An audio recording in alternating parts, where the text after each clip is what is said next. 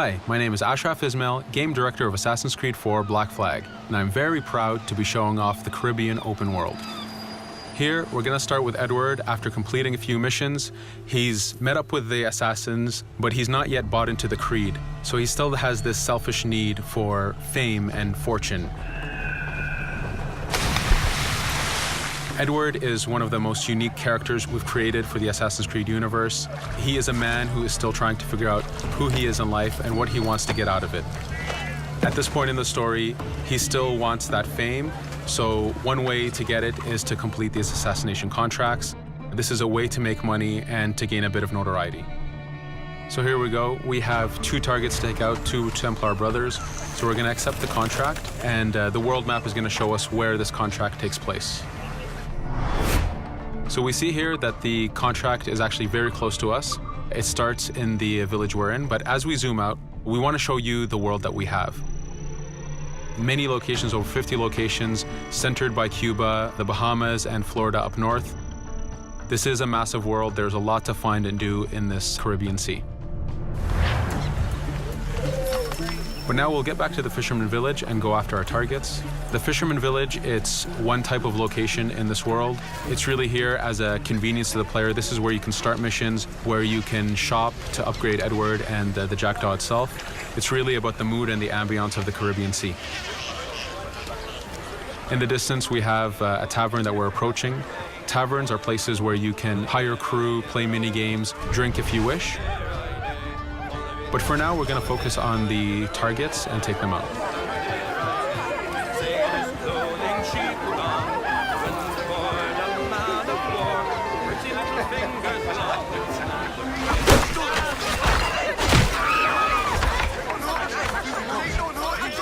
Now that we've taken out one brother, the other one's going to bolt. Just like classic ACs, we can chase him down and take him out that way, but there's many ways to complete this contract. We can use the new free aim system to shoot him this way, to eliminate him that way. We can jump onto the ship and take him out with his crew, but instead we're going to let him escape into the sea and follow him with the Jackdaw. This is your ship. This is the second main character of the game. You're going to have to customize and upgrade the ship as you go on this journey with Edward.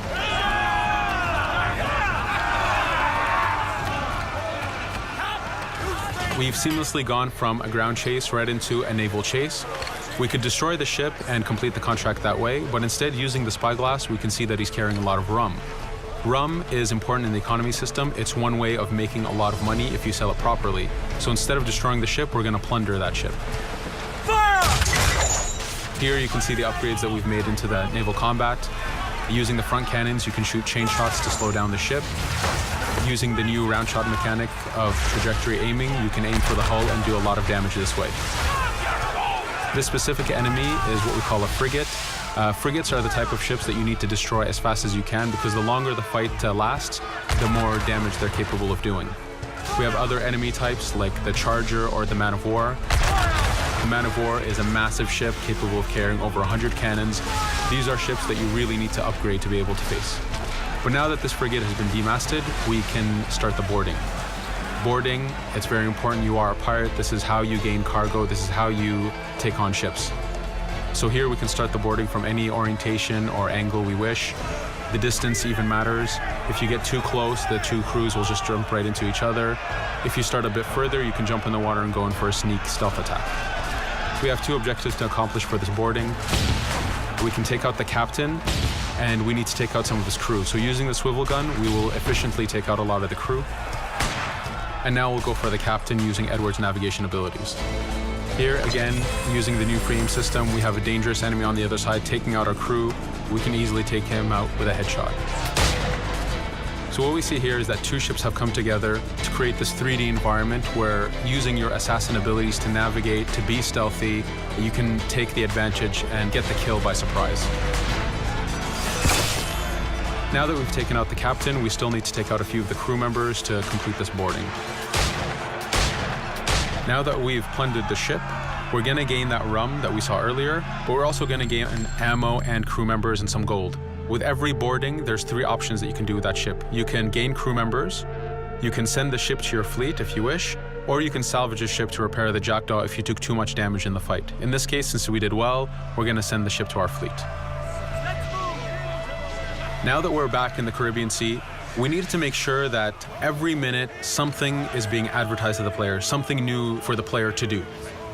In this case, we have this uncharted location. These are what we call playas. We have over 75 of these in the Caribbean world. Every playa has something very important for the player to find, something that will help in upgrading Edward or the Jackdaw. So it's in your advantage to explore these locations.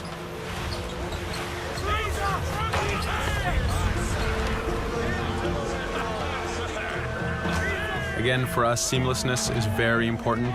We needed to be able to explore this Caribbean world without having too much interruption in the action. So being able to just let go of the wheel anywhere we want, jump into the water, and swim over to that location. This is very important for the mood and the immersiveness of this Caribbean open world. Here, as we get on the playa, in the distance we can see that there's a faction battle, but closer to us we can see that there's this poor drunken sailor who's passed away. But being a pirate, of course, we're going to loot his body and see what he has for us.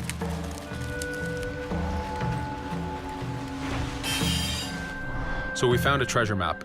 This treasure map is asking us to go to an island called Misteriosa. Every time you find one of these, you know that you're going to find a treasure that is linked to the progression of the Jackdaw or Edward, so they are very valuable. Here we're going to take a look at that faction battle. We have a British ship facing off against a Spanish ship. We could jump in and take advantage of this opportunity, allowing each ship to weaken the other and for us to plunder both. But now we're going to make our way back to the Jackdaw. Again, this is the second main character of the game. There's a lot of customization and a lot of upgrading to do on the Jackdaw. You can upgrade all the weapons to fit the playstyle you wish. Now, as we get onto the Jackdaw, we can see that the crew is cheering for us. Edward has a really close relationship with his first mate, Adewale, standing right there, and with his crew. And this is something that you'll see later in the demo, that we can lose and gain crew members. Again, using the spyglass, we can really see the contents of a ship, but you can also assess the danger and threat level of these ships. But for now, we're going to continue to Misteriosa to find that treasure. Here we've crossed into a harpooning zone. The harpooning system is connected to the hunting system, which is used for upgrading Edward himself. So you can upgrade the number of weapons he carries, the ammo that you can carry, and even his health. But for now, we've moved past that zone and we've got into a storm. Storms are very dangerous. If you're not careful, if you don't know how to navigate a storm, you will take damage to your ship and you will lose crew members. In the distance, we can see a water spout. This is a tornado in the ocean. These are very dangerous. They can suck you in, and when they do, they tear the ship apart and take out your crew. Here we can see its effect on a ship. This poor ship got sucked in and got destroyed.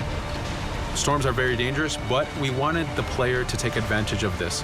When you've mastered a storm, when you know how these systems work, you can pull enemies into a storm and let the storm do damage for you. So there is a strategic element to using a storm in the world.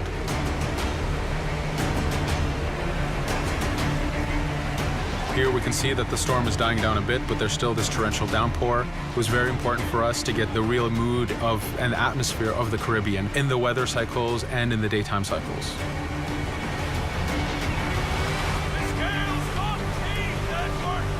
But here, since we've survived the storm, did pretty well, let's order our crew to sing. Sea shanties are a part of this game. It's a collectible that you can find in the world. So the more you find, the bigger playlist you have for your crew. But for now, we've made it to Misteriosa. So again, we're going to seamlessly get off our ship and explore this location. Misteriosa is a Mayan ruin. Mayan ruins are heavy with stealth and navigation capacities. There's a lot of treasures and hidden discoveries to be found in these locations.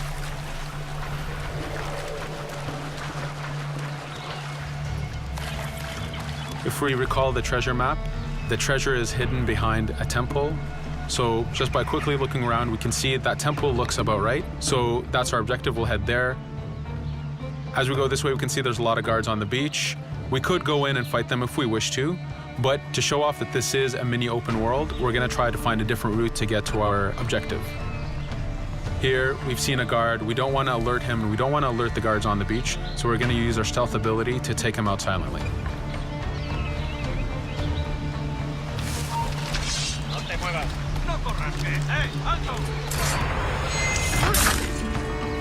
With AC3, we were able to push the navigation in the frontier, which means using natural environments like trees and rocks and so on.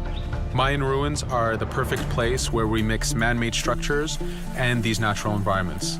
So you really get to feel how far the navigation abilities of the assassin have come since the original game. In the distance there, we can see another part of the island being blocked off by a patrol of guards. We're going to avoid it for now and go for that treasure.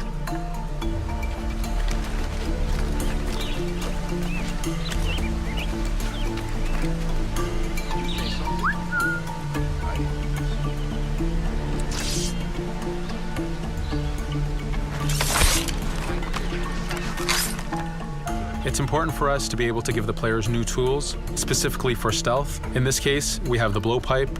Using the berserk darts, you make your enemies go crazy. Effectively, this means that they'll attack anything and everything in sight, including their own friends, animals, or Edward if he was in the way. So you do have to be careful with how you use it.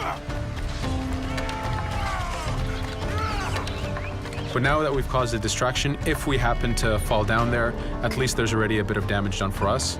But using our navigation skills, we're able to get past that area without any trouble. There in the distance, you can see the jackdaw placed exactly where you left it when you got onto this location. It's really important for us to show the beauty of this Caribbean world.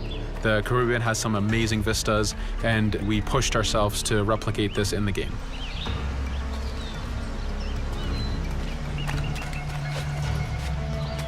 As we continue forward, we can see in the distance there's a couple prisoners that are taken hostage. This is a scenario that you need to use stealth. If you're detected by those guards, they will kill the hostages. So in this case, it's to your advantage to use the environment to figure out how you can take out those guards without being detected. In this case, it's 2 guards, so it's not too hard. There are other scenarios where you have more guards and you have to figure out how you can take all of them out at the same time. Now that we've freed these prisoners, they are more than happy to join our crew. This is just one way of gaining crew members. As mentioned earlier, there's the taverns. There's actually many different setups of gaining crew.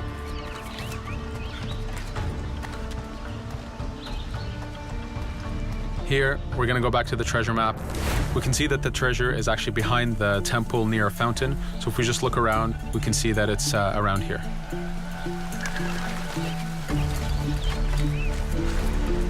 Now that we've found the treasure, what we've actually found is a blueprint. Blueprints are incredibly valuable for the upgrading of the jackdaw. This is how you can upgrade the biggest and most devastating upgrades of the ship. So here we're approaching a reach high point. Just like classic ACs, synchronizing with a reach high point reveals the contents of a location and the map itself. But as an added feature, because this game world is so huge, there are many different locations, this also becomes a fast travel point. So now you can, by synchronizing, now you can come back here anytime you wish to collect those treasures that we passed up a bit earlier. Here we've reached the end of the demo. This was a tease of the open world that we have. We're very excited to be able to show off this game and to let you play it very soon. Thank you for joining us.